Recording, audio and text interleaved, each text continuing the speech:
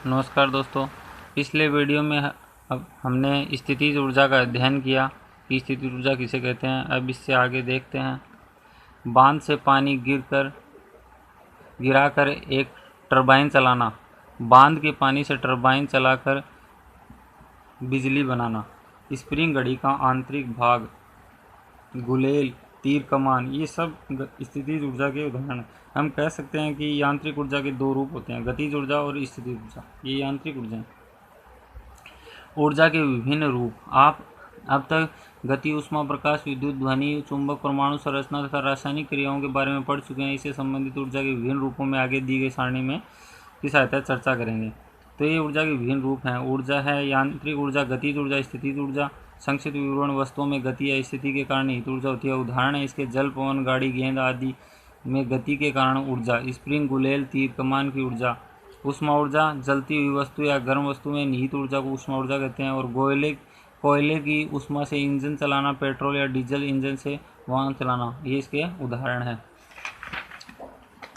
तो ऊर्जाएं 8 प्रकार की होती हैं, जैसा कि आप देख रहे हैं। थर्ड है रासायनिक ऊर्जा, ईंधन में निहित ऊर्जा, सेल व बैटरी में रासायनिक ऊर्जा या विद्युत ऊर्जा है, तो इनको आप स्टडी कर सकते हैं। सभी प्रकार के ईंधन हैं। प्रकाश ऊर्जा, सूर्य अथवा बल्ब इत्यादि से धूप से वस्तुएं गर्म होना, सौर सेल से विद्युत बनाना। विद्युत ऊर्जा आवेशों के प्रवाह से प्राप्त ऊर्जा होती है। बल्ब से रोशनी करना, विद्युत पंखा, विद्युत मोटर आदि का चलना। चुंबकीय ऊर्जा, चुंबकीय क्षेत्र में निहित ऊर्जा है। चुंबक से लोहे की वस्तु आकर्षण। ध्वनि ऊर्जा, ध्वनि से उत्पन्न ऊर्जा है और विभिन्न वाद्य यंत्रों व कंपनी से प्राप्त ध्वनि। परमाणु ऊर्जा, नाभिकों के विखंडन या संलयन से प्राप्त होती है। परमाणु नाभिक भट्टी से विद्युत निर्माण। ऊर्जा का रूपांतरण, ऊर्जा को एक रूप से दूसरे रूप में बदला जा सकता है। चित्र में 9.4 में ध्यानपूर्वक देखिए और बताइए कि ऊर्जा का कौन सा रूप किस किस अन्य रूप में परिवर्तित हो रहा है। तो ये देखो, स्थितिज ऊर्जा, गतिज ऊर्जा, विद्युत ऊर्जा, ये तीनों है। बांध का पानी है, फिर पानी का प्रवाह हो रहा है, बहता पानी, फिर टरबाइन पर पानी गिरता है, फिर विद्युत जनित्र पे, फिर ये विद्युत प्रवाह से विद्युत ऊर्जा का अन्य ऊर्जाओं में रूपांतरण हो रहा है। देखो, विद्युत घंटी, विद्युत मोटर से टंकी में पानी चढ़ाना, बैटरी चार्जर, विद्युत पंखा, विद्युत रेल, कारखाने, विद्युत चुंबक, विद्युत हीटर, विद्युत बल्ब। तो ये ऊर्जा का रूपांतरण हो रहा है। फिर ये गतिविधि 5 है, इसको आप देख सकते हो, सारणी को भर सकते हो आप पढ़ के। आगे अपन देखते हैं ऊर्जा के विभिन्न स्रोत। दैनिक उपयोग में हम ऊर्जा प्राप्त करने के लिए ऊर्जा के विभिन्न कई स्रोतों को काम में लेते हैं। जैसे खाना पकाने के लिए कोयला, लकड़ी, केरोसिन, ईंधन गैस, गोबर गैस आदि का उपयोग करते हैं। गाड़ियाँ चलाने के लिए डीजल या पेट्रोल का उपयोग करते हैं। बिजली बनाने के लिए जल की गतिज ऊर्जा, कोयले की ऊष्मा ऊर्जा, पवन ऊर्जा आदि का प्रयुक्त किया जाता है। ऊर्जा के इन विभिन्न स्रोतों को आगे दिए गए अनुसार वर्गीकृत किया गया है। परंपरागत ऊर्जा स्रोत, रसोई गैस, डीजल, पेट्रोल, केरोसिन, प्राकृतिक गैस, खनिज, कोयला आदि क्या हैं? परंपरागत ऊर्जा स्रोत हैं। पदार्थों को पृथ्वी के गर्भ से निकाला जाता है। ऐसा माना जाता है कि लाखों वर्षों पहले पृथ्वी की भूगर्भ हलचल से अनेक जीव जंतु और पेड़ पौधे भूमि के अंदर दब गए थे। लंबे समय उपरांत भूगर्भ के अत्यधिक दाब व ताप के कारण ये पेड़ पौधे पेट्रोलियम एवं खनिज कोयले में बदल गए। किसमें बदल गए? पेट्रोलियम व खनिज कोयले में। इन्हें जीवाश्म कहते हैं, जीवाश्म ईंधन कहते हैं। इनको क्या कहते हैं? जीवाश्म ईंधन। इन पदार्थों की रासायनिक ऊर्जा को ऊष्मा ऊर्जा में बदलकर हम उपयोग में लेते हैं। खाना पकाने के लिए लोग लकड़ी का भी उपयोग करते हैं। इस कारण जंगल काटे जा रहे हैं तथा लकड़ी की कमी हो रही है। हमारे द्वारा प्रयुक्त किए जाने वाले पेट्रोल, डीजल, प्राकृतिक गैस, कोयला आदि जीवाश्म ईंधन तथा काष्ठ ईंधन लकड़ी को ऊर्जा के परंपरागत स्रोत कहते हैं। तो ये ऊर्जा के परंपरागत स्रोत हैं।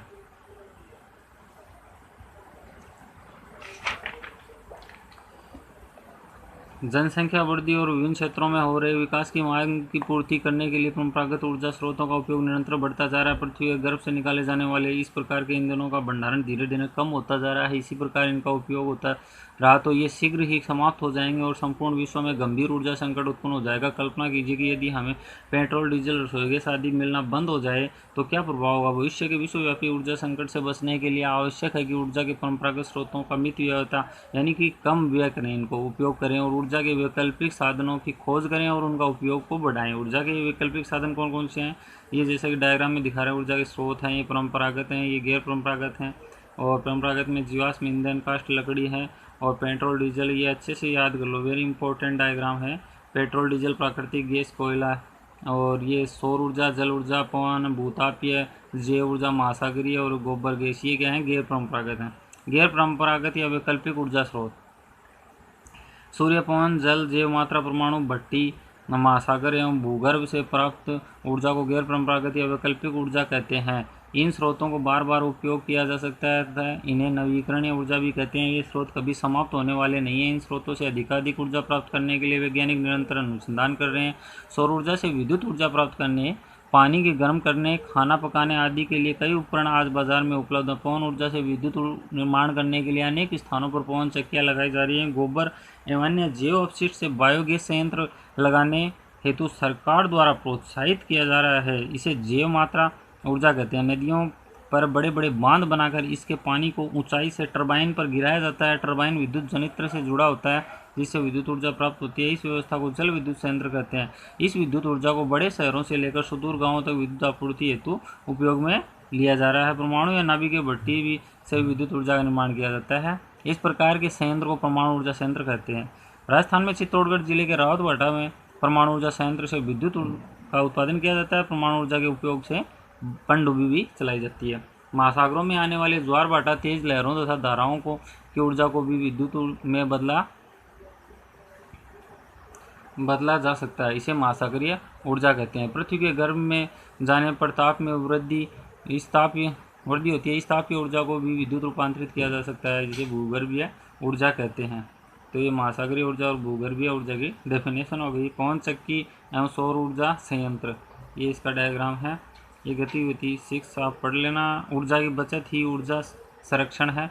विश्वव्यापी ऊर्जा संकट से बचने के लिए हमें ऊर्जा का संरक्षण करना होगा। ऊर्जा का मितव्ययता पूर्वक उपयोग करना हम सभी का दायित्व है। ऊर्जा की बचत के लिए आप क्या कर सकते हैं, चर्चा करके उपायों की सूची। ये ऊर्जा संरक्षण के उपाय हैं। देखो, आवश्यकता होने पर ही विद्युत के साधनों का प्रयोग करें। जब हम कमरे में कोई नहीं हो तो विद्युत उपकरण की स्विच बंद करें। खाना पकाने के लिए सौर कुकर, उन्नत चूल्हे, प्रेशर कुकर आदि का प्रयोग करें। रसोई गैस, केरोसिन स्टोव, चूल्हों, संगठी आदि के ईंधन को व्यर्थ नहीं जलने दें। किसी स्थान पर रुकने या किसी की प्रतीक्षा करते समय वाहनों के इंजन बंद करके पेट्रोल डीजल को व्यर्थ जलने से बचाएं। वाहनों की समय पर जांच व सर्विसिंग कराएं और ये ऑयल का प्रयोग करें। उचित मात्रा में हवा एवं ऑयल का प्रयोग करें। सौर ऊर्जा का अधिकाधिक प्रयोग करके परंपरागत ईंधन को बचा सकते हैं। जैव अपशिष्ट पदार्थों का गोबर बायोगैस बनाकर काम में लेने से परंपरागत ऊर्जा स्रोतों का संरक्षण किया जा सकता है। अभी आपने क्या सीखा, और ये भवनों के निर्माण में ऐसी तकनीकी का प्रयोग होना चाहिए जिससे वे सर्दियों में गर्म तथा गर्मियों में ठंडे रहें। इस प्रकार हीटर या एसी का प्रयोग कम होना चाहिए। तो ये इस प्रकार से आप पढ़ सकते हैं। ट्यूबलाइट के स्थान पर एलईडी लाइट्स का प्रयोग करें। ये इसके उपयोगिता की आपने क्या सीखा, इसको भी आप अच्छे से स्क्रीनशॉट लेके स्टडी कर सकते हो, या वीडियो को पॉज करके इसको अच्छे से स्टडी कर सकते हो। फिर आगे अभ्यास कार्य है, तो इसको भी आप अच्छे से स्टडी कर सकते हो।